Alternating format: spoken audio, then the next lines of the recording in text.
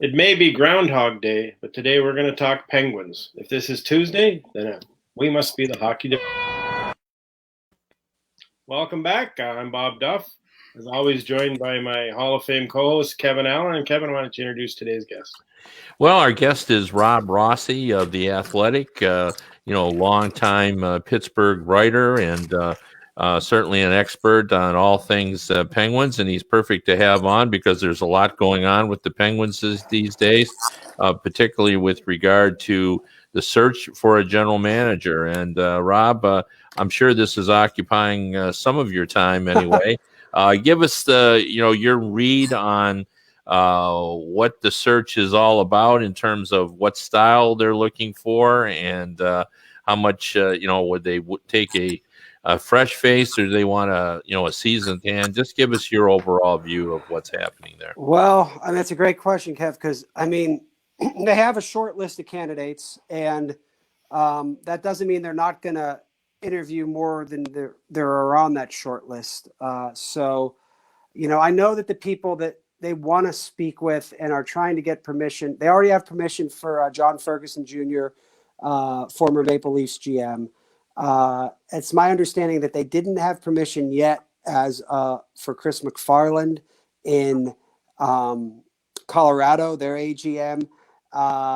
They might now have, but didn't believe as of last week that they did have permission to speak with Chris Drury. It sounds like it might be a case of the Rangers aren't officially granting permission, but also aren't standing in his way, which I don't know how that works. They seem to be the same thing. So those are three names. Then it gets a little tricky. They're going to interview Kevin Weeks. I know he's been given high marks by a lot of people they know, including people with the league. It's my understanding that they want to speak with Tom Fitzgerald, the New Jersey Devils general manager. And if they could speak with Tom Fitzgerald, it's my understanding that that might be the preferred choice. But because of the situation being that he is a current GM and being the situation that his contract, as I understand it, expires at the end of this season, that makes things a little trickier. If he doesn't get a contract extension from the Devils, but the Devils don't grant permission, I don't know why that isn't something that could happen, but it might also be something that has to wait. So I think you're looking at sort of that group as sort of their preferred candidates right now. Doesn't mean somebody won't emerge. And, you should also put Patrick Alvin in that because he's the interim GM now. And even though he had basically the tenure of a coffee date as assistant GM under Jim Rutherford, get my GM screwed up here. He's going to get some on-job training and kind of an on-job interview. So, and no, like I said, the last time I did one of these, if you'd have told me at the beginning of it, Jim Rutherford would be the next GM, I said, well, geez, no, he won't. And he emerged about midway through that and ended up getting the job. So who knows? Yeah. Well, Fitzgerald, for those who don't know, has a background in Pittsburgh, very respected. I think he's done a terrific job in New Jersey. I think he's started to turn that team in the right direction, but was very well liked wherever he's been well liked, but he was particularly liked in Pittsburgh. Rob, but there's a name I want to throw out there to you, and I'm wondering if they just wouldn't even consider him because he's so aligned with the Philadelphia Flyers, and that's Ron Hextall, who, doesn't fit exactly the Penguins' profile because he's more of a draft guy. But if he changed a little bit, and maybe the Penguins changed a little bit, he might be a really good choice because at some point they're going to have to look to the future. Maybe it's not this season, but coming up, and having a guy like him who seems to have an expertise in the draft would seem to make a little bit of sense anyway. Yeah, and you know what? That's a good call. I should have put him in my grouping, but because he's on my short list that I've reported. But as you know, with the early parts of these GM searches, reporters get little sleep and we start getting forgetful. So I'll tell you what I know about Hextall. Their concern with him was not so much had he been a guy that learned that he might need to be more aggressive than he had been in Philadelphia, because they're pretty confident that like that would come out in the interview. And honestly, they think the situation he inherited in Philadelphia and the situation he would be inheriting in Pittsburgh are different. I think the concern they might have, but they plan to interview him, is that they had heard that Hextall didn't always communicate well with the very top brass in Philadelphia. Now, I don't know if that's accurate or fair to say, but that's something that had my Penguins people had told me they had heard about Hextall, and they certainly want somebody who's going to be comfortable talking with their CEO, David Morehouse, who is the go-between with ownership, that with Ron Burkle and Mario Lemieux, the majority co-owners, they don't really want to be involved all that much. If you need something, they certainly will give their input. And Mario certainly, as we're seeing now, is in a unique role, being that, there's not a person on the planet Mario can't pick up and get a number or get a call to for hockey, right? But they don't want to be doing day-to-day stuff. The job of the GM in Pittsburgh would be to work with Morehouse. Maybe you say it's report two, but they view it as sort of like a partnership. And David's going to be included in hockey conversations, but it's mostly going to be the GM's call. So I think they have to feel Hextall would be comfortable with that. But, despite him being a flyer, so to speak, I guess to that I say, they hired Ray Shero, whose dad was as flyer as a flyer can get. And so true. And, Mario and Ron actually know each other dating back to the Canada Cup days. So I don't think they're not unfamiliar with each other. From what I understand, they get along. And with regard to the Hextall's candidacy, honestly, I look at him a lot like Tom Fitzgerald, in that this is going to be a unique situation. They want a guy to come in here and to sort of retool them for immediate contention status, while also restocking the system so that they don't bottom out completely, as did Chicago and LA. So the Penguins are kind of asking the impossible. And I think that's why I'm looking at guys like Fitzgerald and Hextall, who have sort of had experience with the developmenting and drafting parts, because the other parts I think are going to be very much, there's only so much you can do other than, try to get some better players perhaps in around Crosby, Malkin, and Letang, because those guys aren't exactly likely to go anywhere. Ownership wants to keep them and still make that the foundation. Detroit tried that formula too of restocking and trying to contend at the same time, and it's not worked out very well for them. So was there any inkling? Did the organization have any indication that Jim was thinking about this, or did it kind of catch them as off guard as everybody else? Well, not that I've heard. And I can tell you that when Jim first told David Morehouse he was resigning last Tuesday, it was before the game that the Penguins were playing in Boston. They agreed, David's response was like, well, Jim, on game days, you're not somebody that really likes to talk on game days, which is pretty legendary. And, I think he kind of felt like Jim was just sort of in a mood, so to speak. And they talk after the game. And when they talked after the game, Jim was still saying that. And, David went to bed Tuesday night. I don't know if he was like fully confident, but comfortable, thinking Jim is probably going to wake up and change his mind, sleep on it, so to speak. And when that hadn't happened, yeah, they were completely caught off guard by that. And I wrote a story about a month ago, or I think, maybe a month and a half ago now, where Jim talked pretty openly, as he always does, but he was pretty open about personally how this was the hardest off season of his career. And, how he had to, say goodbye to some people, coaches, staffers, and players without really having like a face-to-face conversation with them.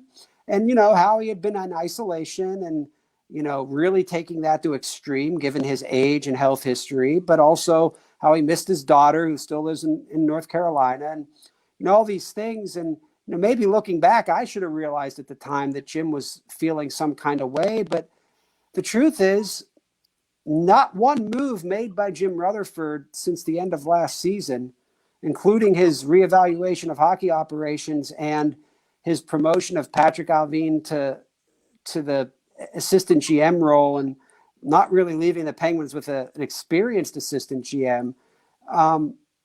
Nothing of that indicated that there was a whole lot of problems between him and Morehouse, or that he was thinking of doing anything other than coming back and staying for a while. And to be candid, as I reported from both sides, speaking to people with ties to both sides of the Jim Penguins thing, it wasn't a contract dispute. The understanding was they wanted to re-sign him to a new contract, but they weren't going to be re-signing anybody that wasn't a player until after the season, meaning any executives, coaches, anything, because they still, frankly, hadn't brought back all of the employees that had been furloughed yet. And, they just felt it wasn't really right to do anything that they didn't have to do. Again, anything that didn't involve a player until they could bring back everybody, feeling they're on those financial footings. I will say, and as you gentlemen know, Jim's very cooperative with the media, very personable, very affable, but I think everybody that's dealt with him would also know the stories of Jim being impetuous are fairly confirmable. That's how you make as many trades as Jim has made. He sort of has that old player's knack of sort of going with his gut reaction. And it's my understanding that Jim's gut reaction, for whatever reason, last Tuesday was he no longer could be the GM in Pittsburgh. And once he went down that road, it seemed like he couldn't pull himself back, despite the Penguins hoping he could. Well, Jim has always had an all of the above type personality. And yeah. I have always felt that, probably what happened here was a collection of things. And for those of you who haven't read Rob's story, if you can go back and look at it on The Athletic, it was a real good portrait of where Jim is in his career. And at the time, I didn't think anything of it until this happened. Yeah, me too. Then I went back and thought of what you had written, and there were probably signs in there. And I think it's everything, including his family. But, and what happened last, the challenge in front of him, as he tries to sort out. But here's the thing that's hard for me to come to grips with. A week ago, I'm hearing through the grapevine that he's working hard to get a defenseman. And then all of a sudden he's not even going to be the GM. Like, that is a major leap. Right. Well, I can tell you too that Jim had been told this summer, look, Jim, you can do whatever you want with the team, but you're not. Crosby obviously is untouchable, and for the most part, Malkin is. But they made it clear they wanted Chris Letang here. I do know that Jim had made calls on Chris Letang after that. Now, as Kevin, I think we've talked about this, off broadcast. There's a big difference between making calls to see what a guy's worth and trading a guy. And I know there's been reports out of Pittsburgh that there was a trade in place. That wasn't the case. There was no trade in place. First of all, as high as esteem as Jim was held by ownership, you're not trading one of those three players unless ownership's involved. And also, I think Jim would only be doing his due diligence to see what the value is of a Chris Letang, not necessarily even if he's trying to trade a Chris Letang right now. Maybe it's something he was trying to gauge of what value might be this summer, right? So I don't think it was the fact that Penguins management got wind of that and questioned it. I do think there were a lot of things. And I look, what going back and thinking about that story told me was, or I guess informed me with the impression of there being, maybe Jim was seeing little things as bigger than they were. And I think we're all probably, if we're honest with ourselves, during this unique time in history where we're isolated more than we've ever been, probably guilty of doing that in some aspect of our lives. And I think it's possible. Jim didn't say this to me, and the Penguins didn't say this to me, that that was necessarily the situation. But I can tell you from talking to people on both sides, it did seem like there was a disconnect where Jim felt maybe he didn't have the autonomy that he used to have. And the Penguins were like, wait, what? Like, we were letting him do whatever he wanted. Like, he literally signed John Marino to a 5-year extension right before the season. We didn't stop him from doing anything. So, sometimes wires get crossed. But I do think Jim was in a darker place than he's ever been. Not to say that he's in a dark place, but Jim's a pretty positive guy. And that story to me now screams like, oh, geez, Rob, he was feeling it a bit. But I can tell you that what's weird about this, guys, is even Wednesday morning, after Jim had resigned twice and would later talk to the Penguins and confirm that he was resigning, as of Wednesday morning, Jim was talking to, and I can't say who the team was because I don't want to put my source in jeopardy, but he was talking to a team in the North Division, and he had a deal in place to acquire a defenseman. Now, that was partially because the Penguins were, at that point, they had only lost their 5th of their top 12 defensemen. Now they're down 6 with Letang being injured. But he had a deal that he was working out after he resigned, which to me, I don't even know if that's allowed. And secondly, I think it speaks to the level of maybe quickness and uncertainty that this was all happening in Pittsburgh, because why would you allow a GM, if you knew he was resigning, to be completing a deal? And from what I understand, once the Penguins found out about this deal, they very quickly were like, you can't do this for a couple of reasons, Jim. One, we've accepted your resignation. And two, even if we like the deal, we don't know if we can swing it because there might be invalid, because technically we accepted your resignation. And that's how they ended up with Yannick Weber, because they needed a defenseman. They only had 5. And it was like, at that point, it was like, we got to sign another defenseman. And it's my understanding, Mike Sullivan was like consulted at that point, was like, well, I coached Yannick Weber before. I think he's available. You guys might want to check on that. But if he is, like, maybe offer him a contract, because all that is a contract. We're not giving anything up for him in terms of personnel. So I've covered some weird stories. As I told people, I once sat in a press conference on a day when a Russian plane had crashed, and unfortunately having like a real tragic moment where 2 doctors kept referring to Sidney Crosby as various race cars because of concussion treatment. And I thought that would be maybe the weirdest day I ever had. But no, nothing compares to Wednesday. We lost Kevin. Can't hear you, Kevin.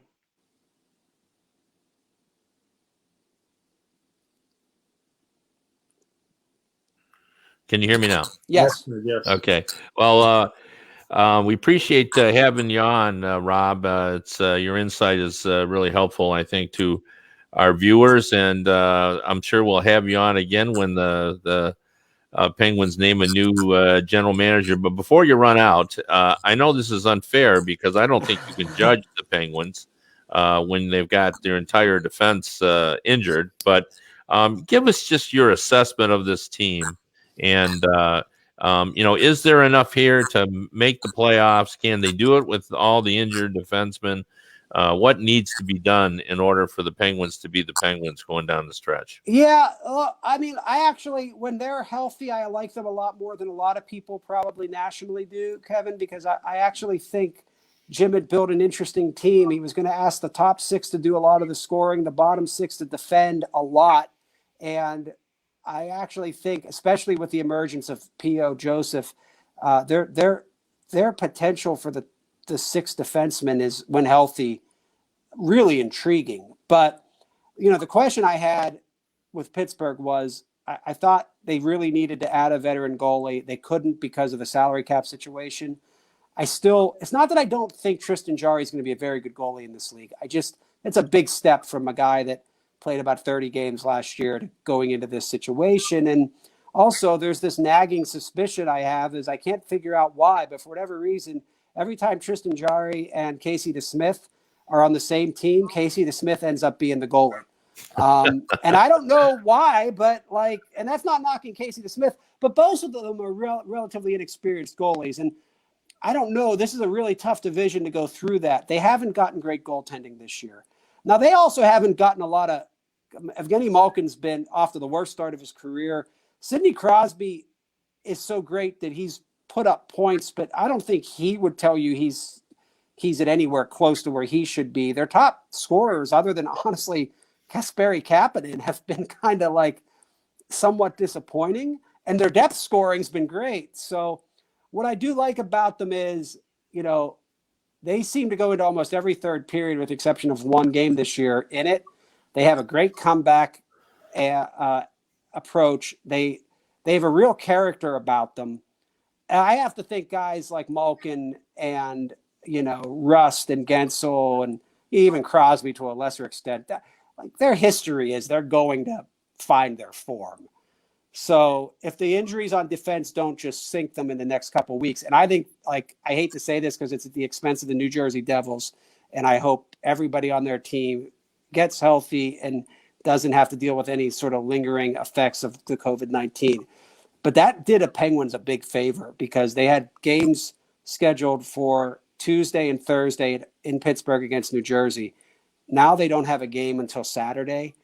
They really needed to get back to Pittsburgh and get some practices. And now Mike Sullivan's going to be able to work on a lot of their conditioning and timing with these defensemen. And I think that might be a big thing for them going into this, because I really think more than a lot of teams, they struggled with not having that sort of traditional build to the season where they could get some exhibition games. I know Crosby's talked about that. He likes to play a couple of exhibition games, and they went, 0 to 60. So, but it's a tough division, and it's not an unfair question, Kevin, but I will say this. I've thought, and I don't know where the Rangers end up, but I thought going into this season, there were probably going to be 6 teams in this division that finished within about 6 points of one another. And 2 of them were probably going to be really good teams that didn't make the playoffs. And I still think that it just maybe it's not the Rangers, maybe the Devil or the Sabres end up that team. Maybe the Rangers crawl into it. But so far, there haven't been a lot of easy games. And I still think of this division the way I did. You could be a pretty good team in this league and not get in because only 4 are going to get there. And so I don't know how you judge it if you're management, because, if you miss the playoffs by 1 point, but you have one of the 7 or 8 best records in hockey, what does that mean? I don't know. And it's like Kevin, you remember, it's like you guys both remember, Kevin and Bob, back in the old, Patrick and Smythe and all those division days where one division would get a team with 60 points in, and another would have a team with 90 and they'd miss. And you'd be like, well, it's not fair. And I guess it wasn't, except you knew the rules going in. So that's what you had to play by. Yeah, exactly. Well, again, we appreciate having you on, Rob. Thanks for your time. Thanks, guys. Take care. Stay safe. Yeah. Thanks a lot, Rob. That was Rob.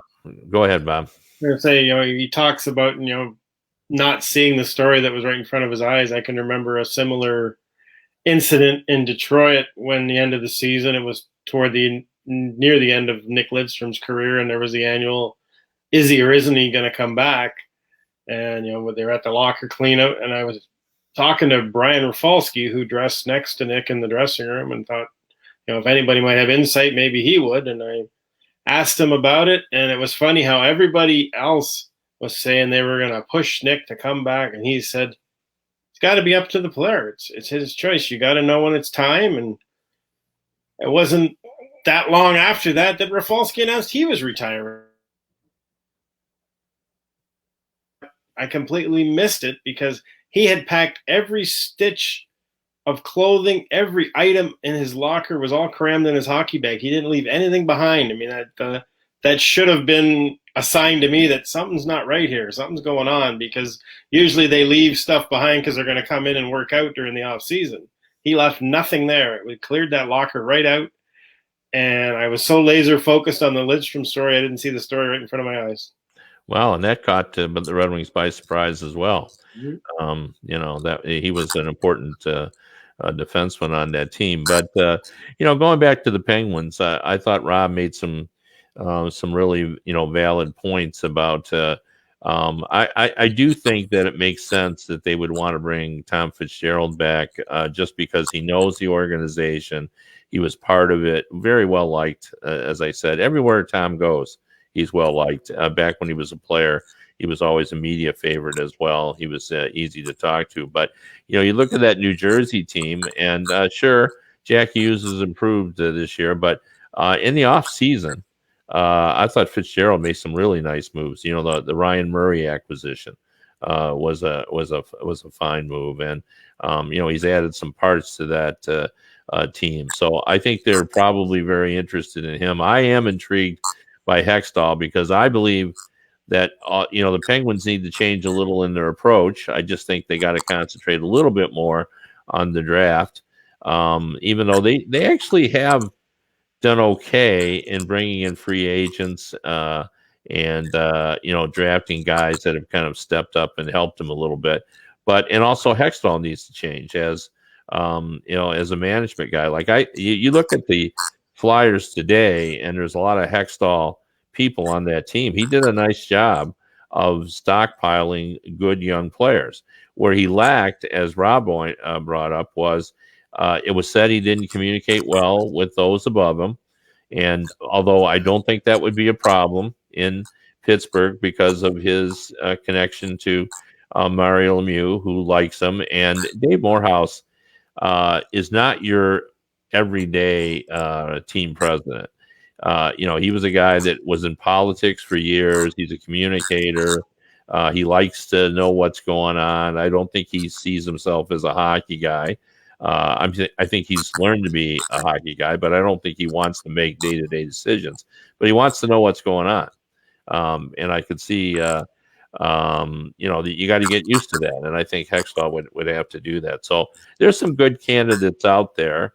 And who knows? I mean, you hear all the time, Bob and I are in the Detroit area, and they've hired a coach there just based on the fact that he had an interview that hit it out of the park, and maybe even a general manager. So maybe one of the GM candidates will hit it out of the park, with a great interview as well. So, it's going to be interesting to see. But I think it's important that they get this done rather quickly, because the difference between making the playoffs and not may come down to the moves that are made before the trade deadline. There's a lot of closeness in terms of the competitiveness of each of these teams, as Rob alluded to, where, there's going to be, 6 teams that probably can make a case that they should be in the playoffs, and only 4 are going to make it. Yeah, it really is the group of death, as they like to call one group in the World Cup every time they play that tournament. Here's an interesting thought that I had. You mentioned the Lions, and it makes me think of the NFL, and I think of the Deshaun Watson situation in Houston. And apparently one of the reasons that relationship fractured between the player and the team was that they didn't really put much stock into his advice on who he'd like to see as the new coach and the new GM, and who he thought were good candidates. Now, you don't really hear that in the NHL. I'm sure it goes on. I'm sure star players are consulted, but do you think Crosby has much say or will be kept in the loop with all this going on in Pittsburgh? Well, I bet Sidney probably does have some say, only in that, he has a unique relationship with the owner. He lived with the owner. I bet Mario and Natalie, his wife, you might view Sid almost as a member of the family. So I would say he probably has, the kind of connection to an ownership that players don't often have. But saying all that, I don't think Sid's the type of guy that it wants to it be his way or nothing. Like he might offer his opinion if asked, but I don't see him as the type of guy that would go in and pound the table and say, I want this kind of guy or that kind of guy. But I wouldn't be shocked that Mario would call Sid and say, "Hey, what's going on? What do you think? What's going on with the team?